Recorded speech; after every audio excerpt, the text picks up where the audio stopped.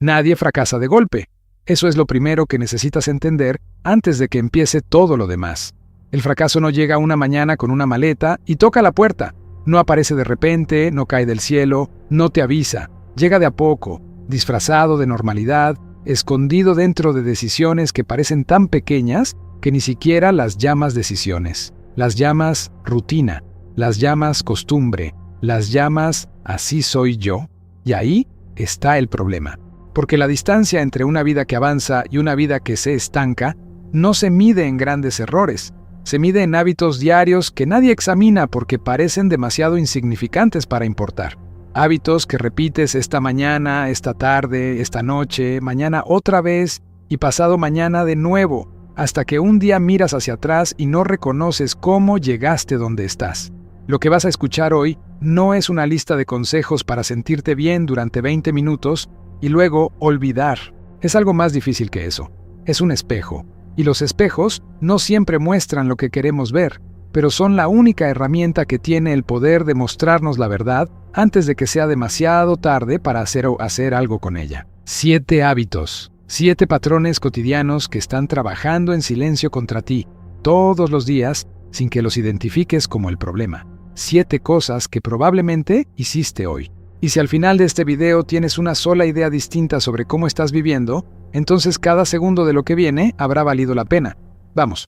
El primer hábito tiene un nombre que suena completamente inofensivo: esperar el momento correcto. Pregunta honesta. ¿Cuántas veces en los últimos 12 meses dijiste, aunque sea en voz baja, cuando tenga más tiempo lo hago, cuando la situación mejore empiezo, cuando me sienta más preparado me lanzo, cuando termine esto que tengo pendiente, me enfoco en lo que de verdad importa? Si eres honesto contigo mismo, la respuesta probablemente es más veces de las que quisieras contar. Lo que nadie te dijo sobre esa frase es que no es una estrategia. Es una forma sofisticada de parálisis que el cerebro construyó para protegerte del miedo a intentar algo y fallar. Porque si nunca empiezas, nunca puedes fracasar. El problema es que si nunca empiezas, tampoco puedes avanzar. Y los años no esperan. Los investigadores del comportamiento tienen un nombre para lo que ocurre cuando pospones decisiones importantes de forma repetida. Lo llaman parálisis por análisis. Y lo fascinante es que no ocurre porque seas perezoso. Ocurre porque eres inteligente. Tu cerebro analiza los riesgos, calcula las probabilidades de error, busca el escenario perfecto para actuar, y mientras hace todo ese trabajo invisible, el tiempo que tienes para moverte se consume en silencio. El momento correcto no existe como punto fijo en el futuro, nunca existió. Las personas que construyeron algo real no esperaron condiciones ideales. Empezaron con lo que tenían, donde estaban, con lo que sabían en ese momento, y aprendieron el resto en el camino. La preparación que buscas mientras esperas no llega antes de empezar, llega después, siempre después. Cada día que pospones no es un día neutral, es un día que se suma a una deuda invisible que tu futuro va a pagar con intereses. El segundo hábito es más sutil y por eso más peligroso: compararte con la versión pública de la vida de otros. Piensa en lo que ves cuando abres cualquier red social: logros, viajes, ascensos, celebraciones, momentos donde todo parece funcionar con una precisión que tu vida cotidiana nunca tiene. Y en algún lugar entre el primer scroll y el quinto, algo en ti empieza a calcular. Compara lo que ellos muestran con lo que tú vives. Y casi siempre, lo que tú vives pierde esa comparación. Aquí está el error fundamental. Estás comparando el detrás de escena de tu vida con el escaparate de la de los demás. Estás midiendo tu realidad completa, con sus dudas y sus días grises y sus momentos de confusión, contra una narrativa editada, seleccionada y filtrada para mostrar solo lo que vale la pena mostrar. Ningún ser humano vive la vida que publica. Ninguno. Lo que la comparación constante hace en el cerebro tiene un nombre científico. Se llama privación relativa. Es el estado donde objetivamente puedes tener más que hace 5 años, más salud, más estabilidad, más aprendizaje, pero subjetivamente te sientes menos porque el punto de referencia que elegiste es siempre alguien que parece tener más que tú. Y una mente en estado de privación relativa crónica no genera motivación, genera parálisis, genera la sensación de que el esfuerzo no vale porque la distancia entre donde estás y donde deberías estar parece imposible de cerrar. El fracaso silencioso de la comparación no es que te haga sentir mal, es que te roba la energía exacta que necesitarías para avanzar y la convierte en resentimiento hacia una versión de la vida ajena que probablemente ni siquiera existe como la imaginas. La única comparación que produce algo real es la que haces entre quien eras hace un año y quien eres hoy. Todo lo demás es ruido que consume sin construir nada. El tercer hábito vive en las conversaciones que tienes todos los días y que nunca examinas. Hablar más sobre lo que quieres que sobre lo que haces para conseguirlo. Existe un fenómeno que los psicólogos documentaron en múltiples estudios y que contradice completamente lo que la cultura popular enseña sobre manifestar y declarar los sueños en voz alta. Cuando verbalizas una meta con suficiente emoción y detalle frente a otras personas, el cerebro registra esa verbalización como un primer paso real hacia el objetivo. Libera una pequeña dosis de dopamina, la misma que libera cuando completas una tarea, y esa sensación de satisfacción prematura reduce la motivación para hacer el trabajo real que seguiría después. En otras palabras, hablar sobre lo que vas a hacer te da parte del placer de haberlo hecho, sin que hayas hecho nada. Las personas que más hablan de sus proyectos suelen ser las que menos los terminan, no porque les falte talento ni intención, sino porque el cerebro ya procesó parte de la recompensa antes de que el trabajo comenzara. Y cuando el trabajo real llega, con su fricción y su incomodidad y sus momentos donde nada funciona como debería, el impulso que tendría que sostenerlo ya se gastó en la conversación. Esto no significa que debas guardar silencio absoluto sobre lo que quieres construir. Significa que la energía que pones en hablar sobre tus metas es energía que le quitas a construirlas. Y hay una diferencia enorme entre compartir un proceso en marcha y anunciar un resultado que todavía no comenzaste a producir. Las personas que avanzan hablan poco de lo que planean, muestran lo que ya hicieron. Esa diferencia que parece de forma es en realidad de fondo. Es la diferencia entre una mente que usa el lenguaje para comprometerse con la acción y una mente que usa el lenguaje para sustituirla. El cuarto hábito es el que más personas defienden cuando se lo señalan, porque lo confunden con una virtud: evitar el conflicto a cualquier costo. Hay personas que llevan años sin decir lo que realmente piensan en una reunión importante, años cediendo en negociaciones donde tenían razón, años aceptando condiciones que no les convienen, porque la incomodidad de un momento difícil les parece peor que las consecuencias de largo plazo de no haber dicho nada. Y lo llaman diplomacia, lo llaman madurez, lo llaman no querer problemas, pero tiene otro nombre más preciso: es miedo al rechazo disfrazado de amabilidad. El problema no es evitar un conflicto puntual, el problema es el patrón. Cuando evitar la incomodidad se convierte en el principio que guía tus decisiones, empiezas a tomar decisiones que no te representan, a aceptar acuerdos que te perjudican, a dejar pasar oportunidades que requerían que dijeras algo en el momento justo, y no lo dijiste. Y cada vez que cedes donde no debías ceder, le enseñas a tu sistema nervioso que tus propias necesidades son menos urgentes que la comodidad del entorno. Con el tiempo, eso no produce paz, produce resentimiento acumulado. Produce la sensación de que la vida te ocurre a ti en lugar de que tú la diriges. Produce personas que se preguntan por qué siempre terminan en los mismos lugares, aunque cambien de trabajo, de ciudad, de relación. La respuesta, casi siempre, está en los momentos donde eligieron el silencio cuando debían haber elegido la verdad. No la verdad brutal, ni la confrontación innecesaria. La verdad clara, dicha con respeto, en el momento en que todavía importaba decirla. Quien no aprende a sostener conversaciones difíciles, construye una vida diseñada por las preferencias de todos los demás, menos las propias. El quinto hábito tiene la apariencia de ser responsable. Resolver los problemas urgentes antes de trabajar en lo que realmente importa. Observa cómo transcurre un día típico tuyo. Llegas a la mañana con la intención de avanzar en algo que te importa, algo que lleva tiempo esperando tu atención real. Y entonces empieza el día. Un mensaje que necesita respuesta, una llamada que no podía esperar, una situación que surgió sin avisar, una tarea pequeña que se acumuló con otra tarea pequeña, y de repente son las 3 de la tarde y lo que querías hacer todavía no empezó.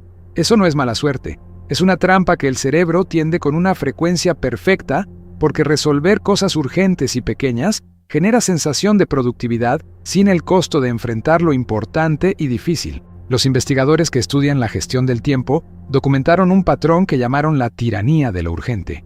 La idea es esta: las tareas urgentes reclaman atención inmediata por su naturaleza, crean presión, generan consecuencias visibles si no se atienden.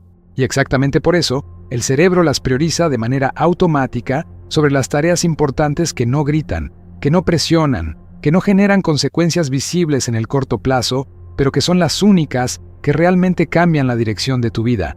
Lo urgente administra el presente, lo importante construye el futuro. Y una persona que pasa sus días administrando lo urgente llega al final de semanas enteras con la sensación de haber trabajado mucho y avanzado poco. Porque trabajó mucho, sí, pero trabajó en las cosas equivocadas. La pregunta que separa a las personas que construyen algo real de las que simplemente sobreviven a la semana es una sola. ¿Qué hice hoy que en 6 meses va a importar? Si la respuesta es nada, el día estuvo ocupado pero no fue productivo. Y la acumulación de días ocupados pero no productivos es exactamente la materia prima con la que se construye una vida estancada. El sexto hábito es el más invisible de todos porque opera completamente por debajo del nivel de la conciencia. Rodearte de personas cuyo techo es tu piso. Existe una investigación fascinante del psicólogo social Nicholas Christakis que documentó durante más de 20 años cómo los comportamientos, las emociones y los resultados se propagan dentro de redes sociales de la misma manera en que se propaga un virus. Sus conclusiones fueron tan contundentes que incomodaron a buena parte de la comunidad científica. La probabilidad de que alcances cierto nivel de éxito, de bienestar o de ingresos está estadísticamente influenciada no solo por las personas con las que interactúas directamente, sino por las personas con las que interactúan esas personas. Tu entorno social no es el decorado de tu vida. Es parte de la arquitectura que determina lo que tu mente considera posible, normal y alcanzable. Cuando pasas la mayor parte del tiempo con personas que hablan principalmente de lo que no funciona, de lo que no se puede, de por qué las cosas no van a mejorar, tu cerebro calibra lo posible según esos parámetros. No porque seas débil, porque eres humano. El cerebro humano usa el entorno social como referencia constante para evaluar qué es real y qué es aspiracional. Esto no es una invitación a abandonar a las personas que quieres, ni a construir una burbuja de optimismo artificial. Es algo mucho más específico, una invitación a examinar con honestidad qué tipo de conversaciones predominan en tu círculo más cercano. Si las conversaciones que tienes con más frecuencia hablan de posibilidades, de construcción, de aprendizaje real, tu mente se mueve en esa dirección. Si hablan principalmente de límites y de lo que no se puede, tu mente se mueve en esa otra dirección. No eliges solo a tus amigos, eliges también el tipo de mente que vas a tener dentro de 5 años. Porque la mente se moldea con lo que escucha de manera repetida, y lo que escucha de manera más repetida no son libros ni podcasts ni videos, son las conversaciones ordinarias de los días ordinarios con las personas ordinarias de tu vida. El séptimo hábito es el que más duele reconocer, no porque sea el más grave, sino porque es el más personal. Tratar tu energía como si fuera un recurso infinito. La cultura del esfuerzo tiene una narrativa que suena admirable hasta que examinas sus consecuencias. Trabaja más, duerme menos, descansa cuando estés muerto, los que descansan pierden. Esa narrativa se instaló en millones de personas como un estándar de seriedad, como la señal de que realmente quieres lo que dices querer, y produjo algo que ninguno de sus defensores menciona, una epidemia silenciosa de personas que funcionan muy por debajo de su capacidad real porque su sistema nervioso lleva años operando en modo de emergencia permanente. La neurociencia del rendimiento cognitivo documentó algo que cambia completamente la ecuación del esfuerzo.